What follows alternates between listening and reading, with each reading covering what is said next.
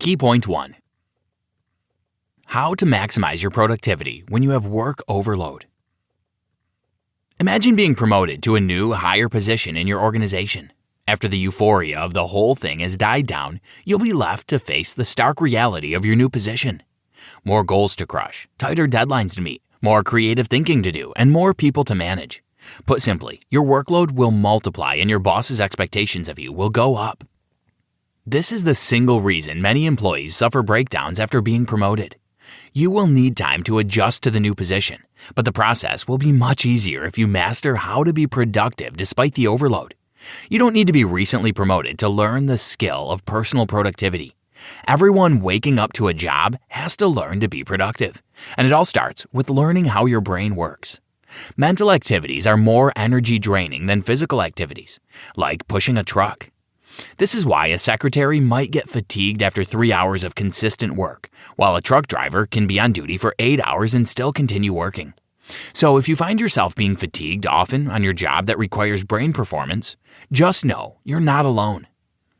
With this fact in view, how can people involved in mentally tasking activities maximize their work time so they can do so much in a day?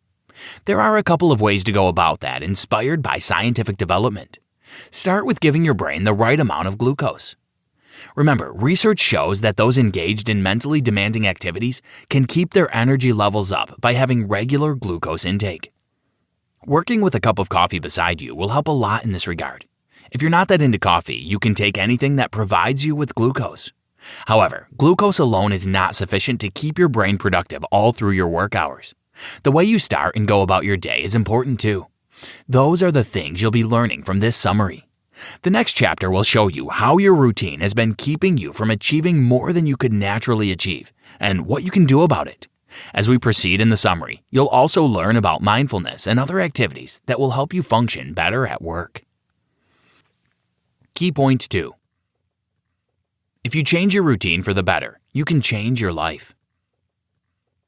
If you aren't meeting deadlines or you find that you aren't producing the quota your boss expects of you, then you need to check and see if you're being productive enough.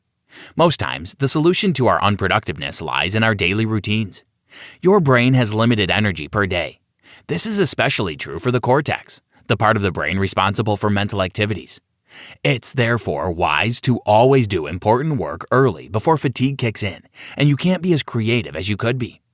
Many of our approaches to work do nothing but waste our mental capacities, which is why we often end up not meeting our daily targets.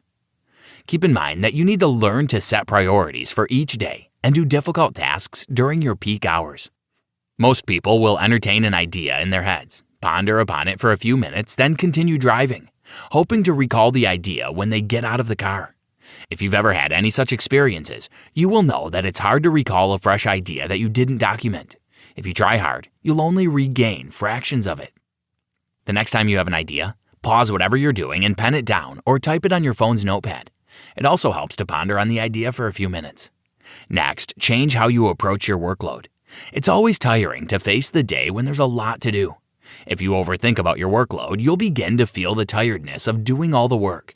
So when it comes to doing the work, you'll be too mentally exhausted to accomplish anything worthwhile before the day ends.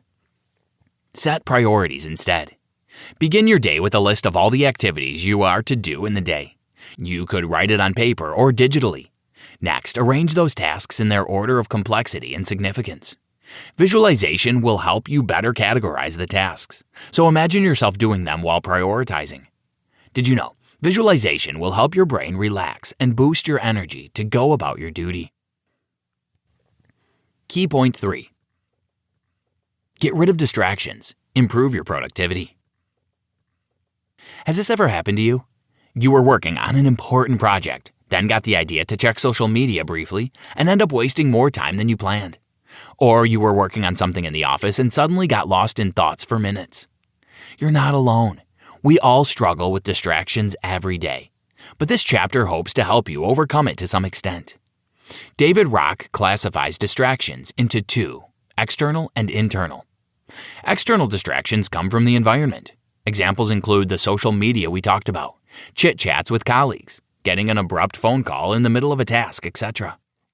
A simple hack for overcoming external distractions is identifying patterns and shutting them down before you start working. For example, this could mean putting your phone on focus mode to avoid getting social media distractions, refusing to pick any phone calls when you're busy, etc. The situations are different for everyone. Just identify external factors that distract you and create strategies to avoid them beforehand. Internal distractions occur as the mind wanders away from your current task. This occurs quite frequently, and it's harder to deal with than external distractions. The reason our minds wander often is due to the countless neural activities going on in the brain at every point in time, even when we're asleep. It takes some practice to overcome internal distractions. It won't be easy at first, but with time you'll master it. The most basic thing to do is try to call your mind back each time it wanders. Let's say you're writing a report and a sentence from the report reminds you of something in the past. Your mind will want to stray and think about it, but you can catch yourself mid-thought and cause your mind to refocus. Other things you can do to avoid internal distractions include meditation and proper exercising. Performing these activities early in the day will enable you to clear your mind before getting to work, and your focus will increase. Sometimes reducing a problem to one short sentence can be enough to bring about insight on its own. David Rock. Key point 4. Mindfulness is a trait that everyone needs to learn. It's not just enough to have knowledge of how the brain works. Such knowledge wouldn't be so useful to you when you don't practice self-observation or self-awareness, as it's popularly called. Self-awareness is a practice in which you mentally step out of yourself and begin looking at yourself as you would a different human being. The reason this is powerful is that it enables you to understand yourself better and be in the moment so you can stop your life from being on autopilot. Remember to make self-awareness a habit, and you will identify the patterns keeping you from achieving your best in the workplace. It's natural for the decisions we make at the moment to be influenced by the experiences we had years ago. For example, John is an independent contractor who helps build and maintain websites for businesses. He has been doing this since he lost his job 5 years ago, and he's successful at it. At least he earns enough to keep the family running. But just 3 months ago, John almost got abducted. A client he met online invited him to his home office to help build a site for his online clothing shop.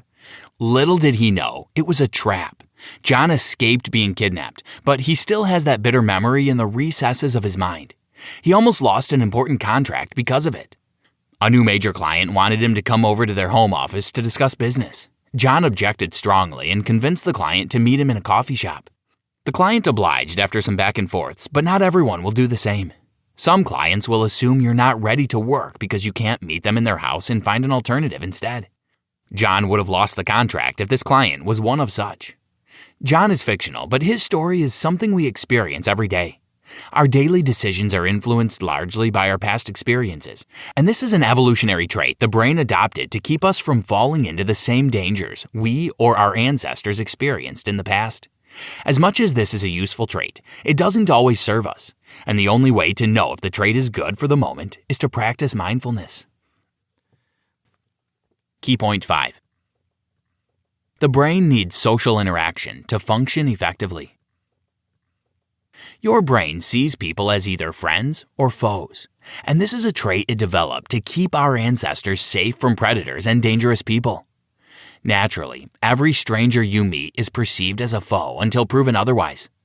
The strangers don't have to be in bad guys' costumes. The mere fact that you don't know them makes your brain automatically categorize them as foes. You can relate well to this. Just think about the last time you were in a room full of strangers. The good part is that those false signals you get about strangers can be easily changed to positive by forming connections with the people you meet. Let's return to that room full of strangers. Say your friend who invited you to the meeting arrived 10 minutes after you. They quickly located you and took you around, introducing you to several groups of people. It wouldn't take long before you completely lose every feeling of threat and start enjoying the event. Remember, the brain naturally categorizes people into friends and foes. Any stranger is perceived as a foe until you build a connection with them. Leaders in any position should take advantage of this trait. Your first goal as a team leader must not be to get your team to work and meet deadlines. That is surely the end goal of the team, but the way to get there is by building a solid emotional connection among your team members. Let them all feel emotionally safe around each other. If a member of your team considers you or any other member as a foe instead of a friend, then you don't really have a team, and the team won't be as productive as it ought to be. Team productivity happens when everyone on board is comfortable being themselves. This is why small groups who know, like, and trust each other are always super effective. Key point 6. Understanding the mechanics of status threat will make you and your team more effective. Life, from childhood to adulthood and death, is full of competition. Just take a moment to think about it, and you'll realize how true it is. As a kid, you competed with siblings for the attention and care of your parents. You competed in class to obtain nice remarks from your teachers and peers. The competition in the workplace is even more intense because the stakes are higher. The problem is, this competition mindset results inevitably in winners and losers. The winners in every situation experience a boost in status, while losers feel threatened and their defense mechanisms kick in immediately. This setting makes the workplace toxic for everyone. Imagine a typical boardroom meeting. A good number of the attendees will be busy pushing up their status by polishing their good works and talking down the board members they perceive as threats to their progress. There will also be a fight for status when teammates feel they are competing rather than completing one another. You'll see the stark reality of this status fight if you're a member of a small team, and there are 2 things you can do to stop it from destroying the effectiveness of your team. The first thing is to reduce your own status so the other person will have the chance to experience an increase in status. Something as simple as saying sorry and portraying that you're human with limitations yourself will go a long way in boosting the other person's status level.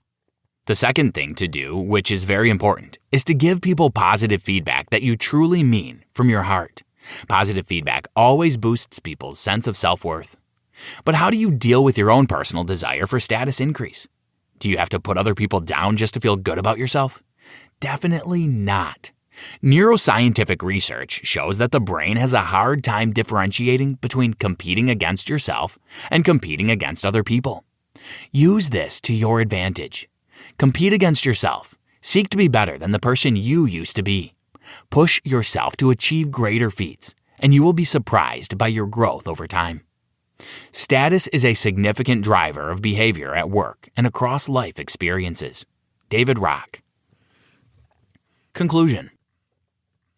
Your brain holds the key to your effectiveness. Understanding how it works will increase your workplace performance in no small way. The brain works more effectively when it is not under threat, so as much as you can, give it the nutrients and rest it needs. When you feel down at work, drink a cup of coffee, which is also a great opportunity to have a small talk at a coffee point. Eat a fruit or candy, have a little walk to the water cooler. All these can help you feel better about yourself, so you can concentrate on your tasks. Bring some novelty if you feel like you're stuck with a project or any responsibility you have at the moment. Your brain reacts positively to some new experiences.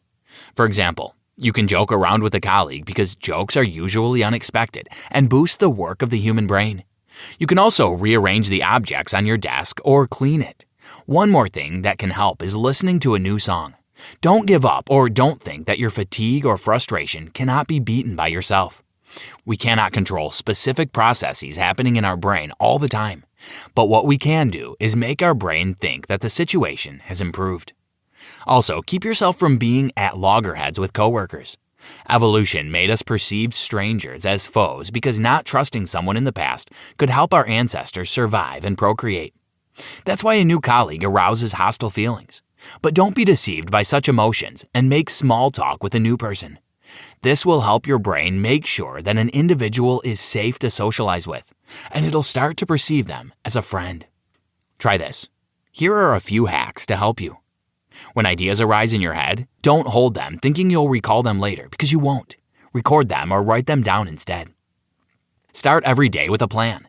Prioritize your activities and begin with the most difficult ones. Do the easy ones last. Use handshakes and small talks to mentally move strangers around you from perceived foes to friends. When organizing a meeting for the first time, your goal should be to create rapport among your team members and nothing more. Discuss work only after everyone on the team stops perceiving their teammates as strangers or foes. And use positive feedback to boost the status of your teammates.